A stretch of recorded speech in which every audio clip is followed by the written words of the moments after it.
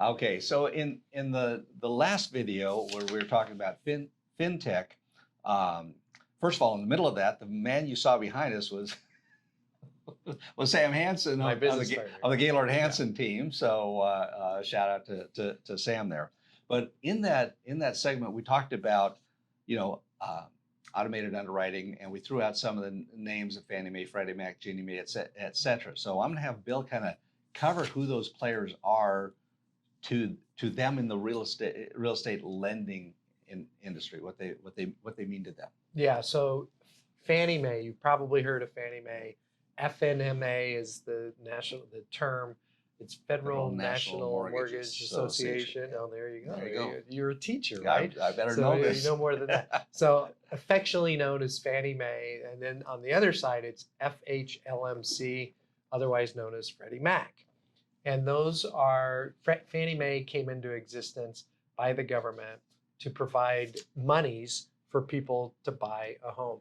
And FannieMae has a little bit, I mean, they have more business, if you will, than Freddie Mac, but it is a government-sponsored entity, what's known as a GSE, government-sponsored entity. It's not actually a government-owned entity, but it's sponsored by the government. Same thing with Freddie Mac.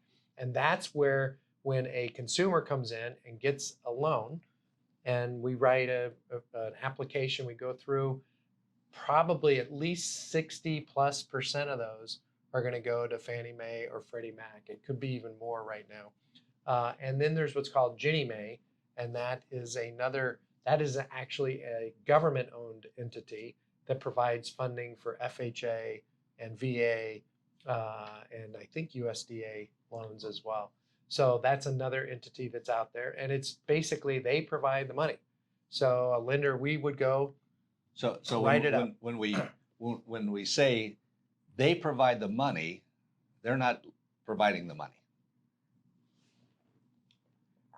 Cross Country Mortgage is providing the money, right? Yes. And then it gets sold to Fannie, Freddie, or Ginnie.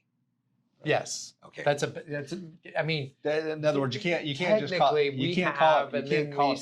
and then we get back. Yeah, you can't call up your congressman and say, no, I called FannieMae and they won't make me a loan.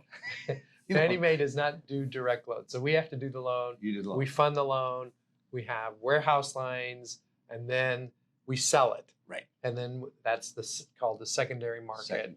Yeah. And so FannieMae, Freddie Mac are on the secondary market, and they buy those loans from lenders and banks. And so they're the key players. With them out of the picture, it would be all private. It would be all private. All private, and there would be probably higher rates too. A lot higher rates, yeah, and lot higher. Well, all of a sudden we would see different companies have different sets of rules and so forth. The great thing about Fannie, Freddie, and Ginnie is that, as you were talking about earlier about the Garrett reading the whole underwriting guidelines, is they have these guidelines so that we have in black and white where we can look at it and go, no, this one qualifies. See right here, right? Yeah. That really meets it. Or it qualifies. It means this one. We can stamp that one approved. Your underwriter can say approved. They're qualified to do that. And that's where all that AUS, the LP, the DU comes into play. And they're really the meat and potatoes of the mortgage industry. If we have a client come in, we write, we take an application, more likely than not, we will try and run it through the automated underwriting system, AUS, for FannieMae or Freddie Mac. And they both have their separate ones because they typically will have really good terms on the mortgages. And if they can qualify, that's typically going to be a better route. FHA is also a wonderful program for first-time home buyers, and they get their funding through the GinnieMae. Okay, and we're going to talk about FHA and VA quite a few chapters from now. And as you can see by Bill's shirt, he's a VA home buyer success. They do a few VA loans here. Workshop tonight. So one thing I brought up, are loan buybacks still a thing? So what happens when Fannie or Freddie doesn't like the loan that you made for them? Yeah, so we write the loan, we gather all the documentation, we try and dot all the I's and cross all the T's, and then we deliver the loan to Fannie Mae or Freddie Mac.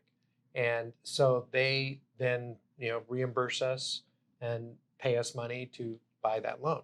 So they'll take a look at that. And if there are issues with that particular loan, it could be an early payoff where the borrower didn't really want it and they paid it off and there was something going on there, then yes, there are buybacks that can happen if the loan is not up to the Fannie Mae standards and we delivered a loan that was not up to those standards. And we call them, sometimes it's called crash and dent. And so they may not have everything that they wanted.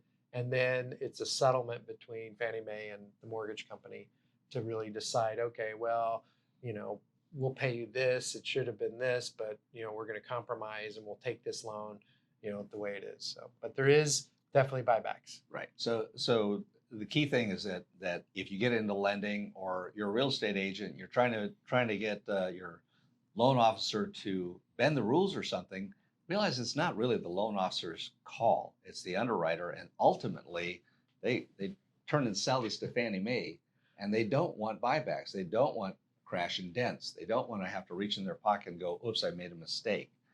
Why? Because it's in black and white. It's pretty clear what is. Yeah, and it's really hard sometimes, Kevin, because you talk to a client and that person is such a good person and it's so nice, but when it's sold, what they see is numbers. Yeah. They see black and white. They see, well, what's this?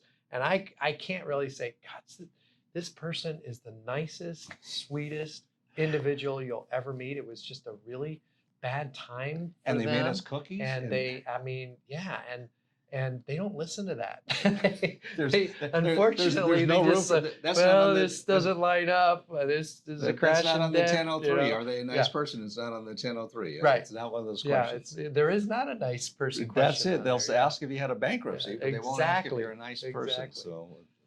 So But they're also, so it does cover most of the meat and potatoes. okay. The conforming loan amount right now is pretty high throughout the country, 647,200. Mm-hmm. So that would be the loan amount throughout most all areas of the country, no matter what. Right. And then there are high cost areas such as San Diego, Right. Orange County, LA. San Francisco. Yeah. You go to the East Coast, and in San Diego right now it's $879,750, which is pretty high. Yeah, and that's for what we call a conforming loan amount. A normal loan. "Quote unquote," That's a big loan. Yeah, it's a normal loan. So they tend to go in lockstep with housing prices, and so yeah, we always have to pay attention. We'll get deeper maybe into conforming versus confumble versus jumbo and so forth in another episode. Yep. Thanks.